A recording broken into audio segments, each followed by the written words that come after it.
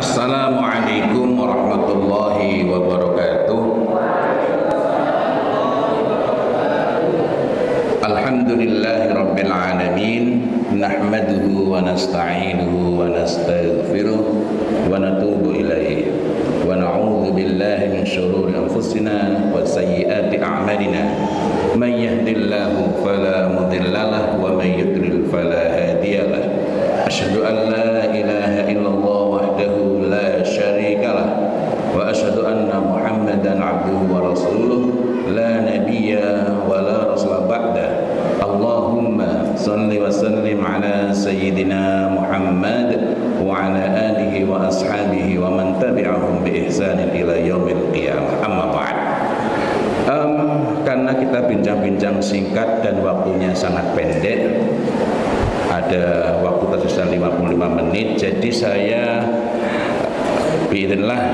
saya ini walaupun formalnya sudah tidak mau menerima konsultasi perkawinan, itu kira-kira sejak 15 tahun yang lalu atau 12 tahun yang lalu, tetapi memang Allah takdirkan saya tetap ketemu kasus-kasus semacam itu, dan belakangan ini banyak sekali hal-hal yang semacam itu. Nah, karena itu dan tidak sedikit diantaranya berasal dari keluarga-keluarga aktivis. Ada yang pendidikannya sangat bagus, tetapi ketika urusannya dengan istri itu kadang-kadang sudah lain persoalan. Ilmunya masih dapat, tapi nyambungnya kadang-kadang susah. Cuma kalau orang itu masih punya komitmen, lebih mudah nyambungnya, sehingga ketika kita berbincang lebih mudah connect dengan ilmu yang dipelajarinya. Ada juga yang lain-lainnya. Ringkas kata, sekali lagi bukan berarti kita meremehkan ilmu, tidak. Nah, ini kalau kuliah munakahat sini sudah banyak yang jauh lebih utama dibanding saya, sehingga saya kalau menyampaikan ilmunya kok kayaknya seperti menggarami air laut itu. Walaupun namanya di ma'had kok nggak ada dalilnya, itu ya nggak pantas itu. Maka saya ingin mengawali bukan dengan hadis-hadis berkenaan dengan rumah tangga, bukan berkenaan dengan pernikahan secara khusus, melainkan ada satu hadis yang menggelitik saya. Min sa'adati ibnu Adam thalathah. Kebahagiaan anak Adam itu ada 3. Yang pertama adalah al-mar'atu sholihah, istri yang sholihah. Istri yang sholihah. Menikahnya benar, cari wanita yang sholihah. Itu tidak cukup. Seperti halnya punya laptopnya bagus, tapi nggak pernah dirawat. Nah, akhirnya banyak virusnya, ya itu bisa bermasalah itu. Meskipun laptopnya sangat bagus, mobil bagus, olinya nggak diperhatikan, yang ada juga di tengah jalan. Begitu pula dengan pernikahan itu, rumah tangga itu. Tapi kembali lagi, min sa'adati ibnu Adam thalathah. Kebahagiaan anak Adam itu ada 3. Al-mar'atu sholihah, istri yang sholihah. Maka landasan penting untuk mencari, untuk menemukan, untuk memilih dan kemudian merawatnya haruslah atas dasar agama ini. Dan Rasulullah Muhammad SAW sudah berikan kunci kepada kita, fatfar bidzatiddin, maka bersukseslah, maka berjayalah. Itu kan bukan maka pilihlah, ya. Maka berjayalah, maka bersukseslah bidzatiddin, dengan zat agamanya. Artinya ini memang hadis berkenaan dengan memilih. Bukan berarti saya menganjurkan bapak-bapak untuk milih lagi, bukan, ya. Nah, ini memang hadis berkenaan dengan memilih. Akan tetapi pada ungkapan, pada perkataan fatfar bidzatiddin, kita juga dapat memperoleh pelajaran bahwa untuk merawat, untuk menjaga, untuk menjadikannya lebih baik lagi, maka kita harus mengacu kepada din itu, mengokohkan dzatiddin, komitmen agama itu, sehingga betul-betul hidup pada diri kita. Setiap kali ada masalah-masalah, setiap kali ada hal-hal yang berhubungan dengan kehidupan kita sehari-hari, langsung ataupun tidak langsung berkenaan dengan rumah tangga, maka kita senantiasa berusaha dengan sungguh-sungguh mengacu kepada bagaimana agama ini mengaturnya. Wal maskanu sholeh, dan rumah yang soleh. Rumah yang soleh, rumah mungkin tidak megah, tapi kalau rumahnya soleh itu akan memberikan ketentraman. Dan di sini disebut maskan, maka seharusnya rumah itu harusnya memberikan ketenangan. Dan itu pun ternyata tidak cukup. Wal maskanu soleh, rumah yang soleh. Ada yang bertanya kepada saya, menyampaikan, Ustaz, itu kan dalam hadis lain rumah yang lapang. Lapang itu harus ada mikyasnya, harus ada ukurannya. Ukuran lapang adalah rumah Rasulullah Muhammad sallallahu alaihi wasallam. Kira-kira di sini ada enggak yang rumahnya sebesar ukuran rumah Rasulullah Muhammad sallallahu alaihi wasallam? Rata-rata lebih besar. Rumah saya termasuk lebih besar ya. Saya bukan mengatakan rumah saya sangat besar, tapi kalau ukurannya rumah yang lapang, maka sungguh ukurannya adalah rumah dari Rasulullah Muhammad sallallahu alaihi wasallam. Yang rumahnya itu saupli menurut kategori kita. Tapi itu sudah terhitung luas. Terhitung luas. Alangkah banyak rumah yang sangat lapang, rumah yang sangat besar, tetapi orang tidak nyaman tinggal di dalamnya. Karena sesungguhnya yang dapat membeli kenyamanan itu bukanlah rumah itu, bukanlah bangunannya itu. Ada ungkapan ini bukan hadis ya, ini ungkapan orang barat itu, money can buy house but not a home. Uang itu bisa membeli rumah, bangunan rumah, tapi bukan kenyamanan untuk tinggal di dalamnya. Money can buy bed but not sleep. Rumah itu bisa membeli tempat itu, tapi bukan lelapnya tidur di atasnya. Betapa banyak orang yang harus minum Notresa atau antidepresan untuk tidur, padahal rumahnya sangat bagus dan tempat tidurnya sangat nyaman. Spring bed yang sudah tumpukannya tak berapa tebalnya itu ya. Sementara betapa banyak yang alasnya cuma tikar itu sudah hampir sobek, ya tidurnya lelap juga itu ya. Money can buy food but not eat. Uang bisa membeli makanan, kalau punya banyak uang itu bisa membeli makanan apa saja, tapi bukan berarti nikmatnya makan. Lagi mau makan bentrok sama istri gak enak makannya. Money can buy food but not eat. Belum lagi yang kena penyakit gitu ya. Mau makan ini, ada itu orang di pesawat itu nggak mau makan apa-apa, nggak berani. Kenapa? Makan ini khawatir darah tinggi, makan ini khawatir kolesterol. Wah, banyak banget ini. Kemudian yang berikutnya adalah markabus soleh. Wal markabus soleh, kendaraan yang soleh. Wallahu a'lam bishawab. Sepanjang yang saya pelajari, apa yang dimaksud dengan soleh itu, yang dimaksud dengan soleh itu ialah harus terpenuhnya dua unsur di dalamnya, yakni yang pertama mendatangkan kebaikan, membuka pintu-pintu kemaslahatan, mendorong kepada kemuliaan. Ini satu rumput, satu rangkaian itu. Yang kedua adalah mencegah, menutup, menjauhkan, menghindarkan dari keburukan. Nah, lalu apa kaitannya dengan perbincangan kita? Saya sudah nggak perlulah berbicara tentang bagaimana memilih istri itu. Oh, sudah pada nikah dia. Dan itu di sini. Artinya kita ini sudah, saya yakin bahwa seluruh yang sudah menikah itu pasti memilih istri itu yang betul-betul faham agama, minimal memiliki komitmen pada agama. Istrinya baik, istrinya solihah. Istri solihah. Bukan berarti dengan sendirinya maka seluruhnya akan aman-aman saja. Jangankan kita di masa para sahabat radhiyallahu anhu, sebagian di antara mereka ada yang memilih bercerai, memilih berpisah.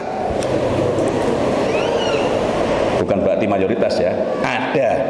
Itu artinya bahwa kita ini kalau kita tidak mau menjaga, kita tidak bersungguh-sungguh memperhatikan, maka selesai bulan madu, alhamdulillah saya nggak pakai bulan madu ya, karena madu itu seharusnya bukan saat awal-awal menikah. Cuma banyak orang yang awal menikah berbulan madu, selesai bulan madu tinggallah bulan-bulan empedu. Nah, gimana? Lah iya. Kalau pahit itu masih ada enaknya. Durian ada yang pahit itu ya. Oh, malah lebih mahal dibanding yang durian manis tok itu. Tapi kalau pahitnya empedu itu dimakan ya nggak enak itu. Kalau raihana itu masih mending. Kalau raihana ya. Buah yang harum baunya jadikan parfum, rasanya pahit tapi baunya harum. Itu raihana. Kalau raihan itu jenis parfum, itu ya dari bunga-bunga. Nah, ini raihana itu. Nah, ini beda, empedu itu lain lagi. Maka karena itu marilah kita mengingat sejenak prolog ini, karena saya mendapati belakangan ini banyak kasus. Ada yang menghubungi saya, Ini ada apa ini? Dua-duanya ini faham agama, dua-duanya ini sehari-harinya hidup dengan agama, dalam tanda petik hidup dengan agama. Tetapi kok cekcok terus. Ternyata ketika mulai cerita, teringatlah saya dengan satu hadis. Hadis ini bukan berkenaan dengan suami istri, tetapi ada pelajaran yang dapat kita ambil dari sana. Apa itu? Suatu ketika Rasulullah Muhammad sallallahu alaihi wasallam bertanya kepada para sahabat radhiyallahu anhum mengenai siapakah orang yang mandul itu. Maka para sahabat mengatakan orang yang tidak mempunyai anak. Kata Rasulullah, tidak. Orang yang mandul ialah seorang laki-laki.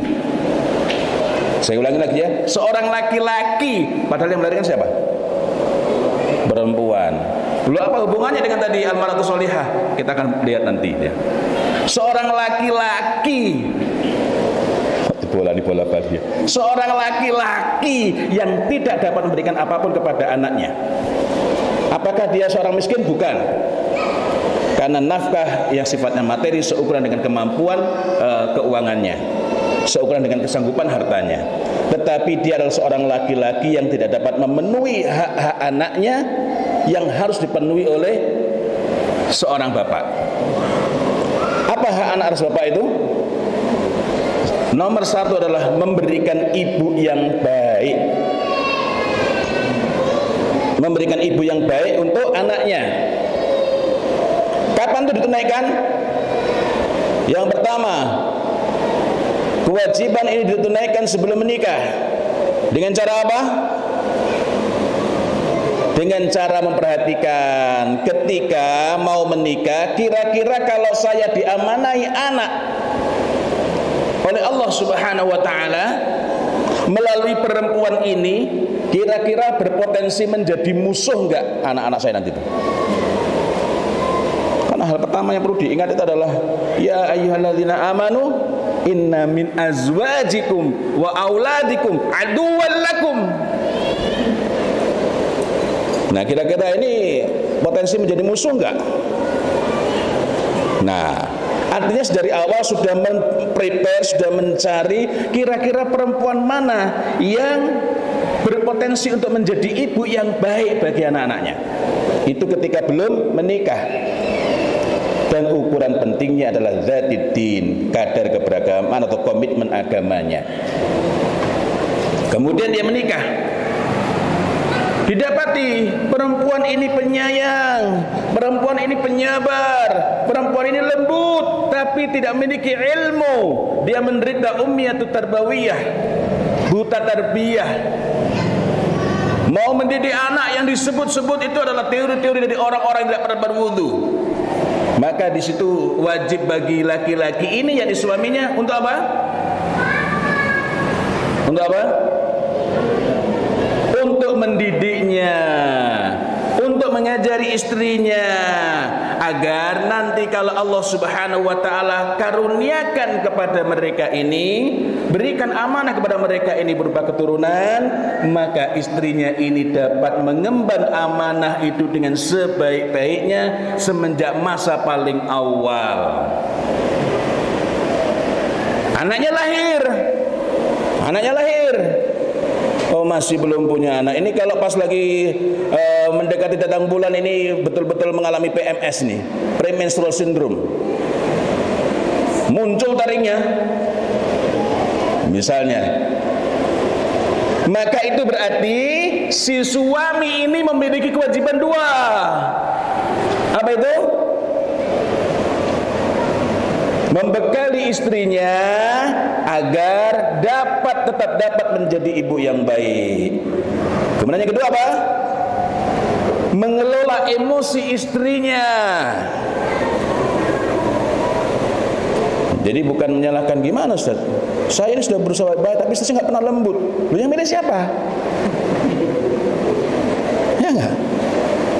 Atau apalagi kalau lu ini kasar sejak kapan? Sudah besar, maksudnya belum sudah besar sekali, sudah berkembang dengan baik, tapi rupanya nggak bisa mendidik. Bisa nggak? Bapaknya bilang, nak, kayaknya ibumu nggak kompatibel sama kamu, nak, ganti ibu aja, nak. nggak bisa kan? Karena begitu dilahirkan statusnya nggak pernah berubah hingga akhir zaman. Tetap ini anak ini adalah anak dari ibunya itu, nggak bisa diputus. Maka karena itu muncullah kewajiban bagi bapak ini untuk mendidik istrinya, memahami istrinya, menata. Kalau istrinya misalnya kasar kepada anak, bagaimana agar istrinya dapat tahallum, dapat melembutkan dirinya.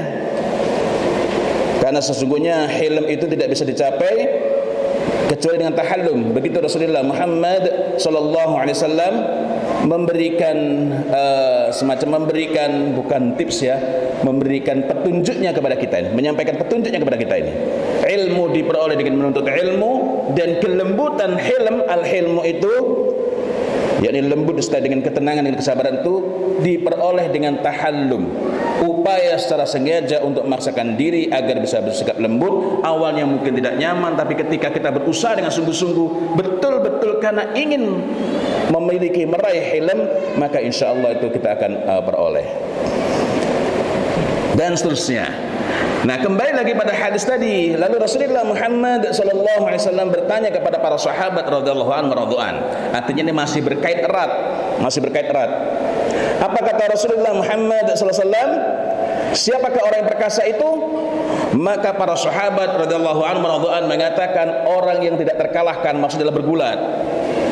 Tapi apa kata Rasulullah Muhammad sallallahu alaihi wasallam? Laisa bidzalik, walakinnahu alladhi yamliku nafsahu 'indal ghadab. Ya mestinya apa namanya, lahjahnya bukan begitu ya, langgam bahasanya.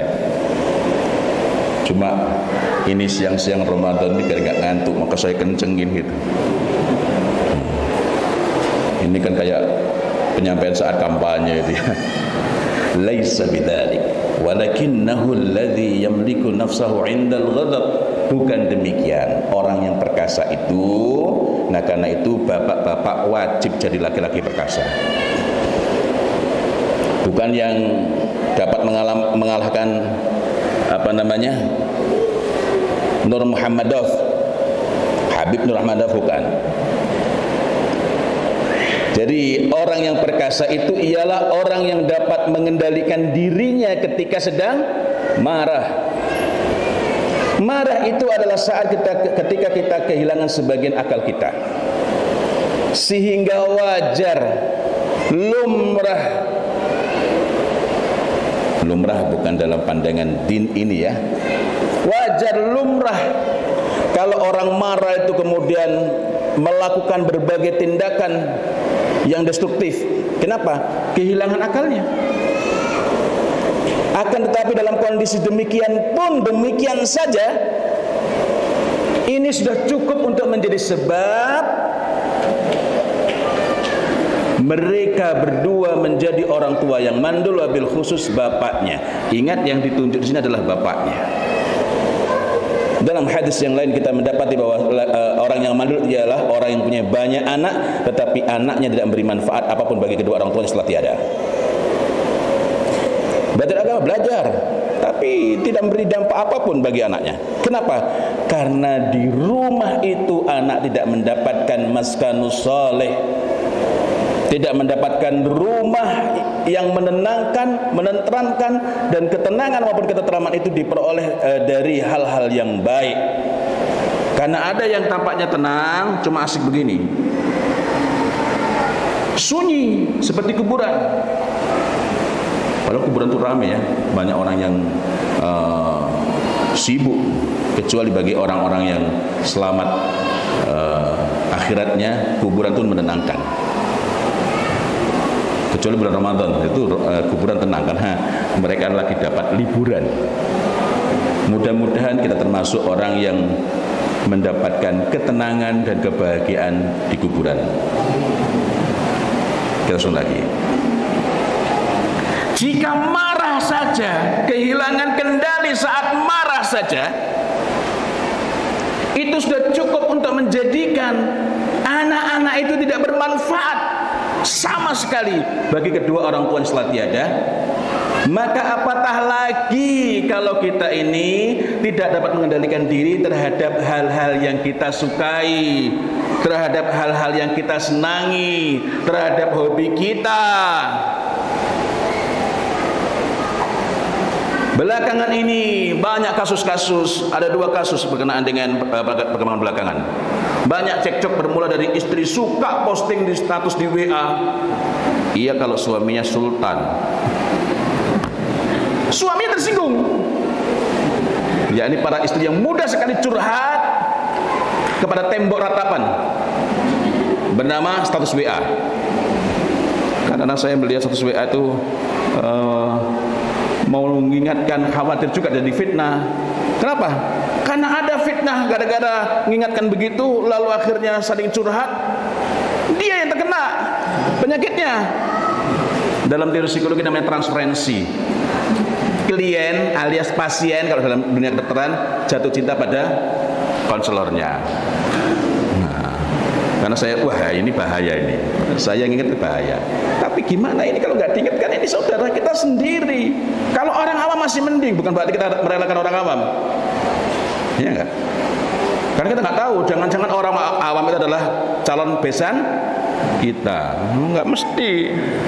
Karena itu saya dulu pernah ngingetin guru-guru SD yang dulu tuh ya, kita tuh harus total menghadapi anak-anak. Kenapa? Karena kita nggak tahu, jangan-jangan anak yang paling bandel, murid yang paling bandel adalah calon mantu kita. Allahumma, loh, kita kan nggak tahu. Karena itu every day, every time kita itu harus all out. Mohon dicatat, saya sini bukan sedang cari besan ya. Iya. Lah kalau ternyata ketemu besan itu lain lagi gitu.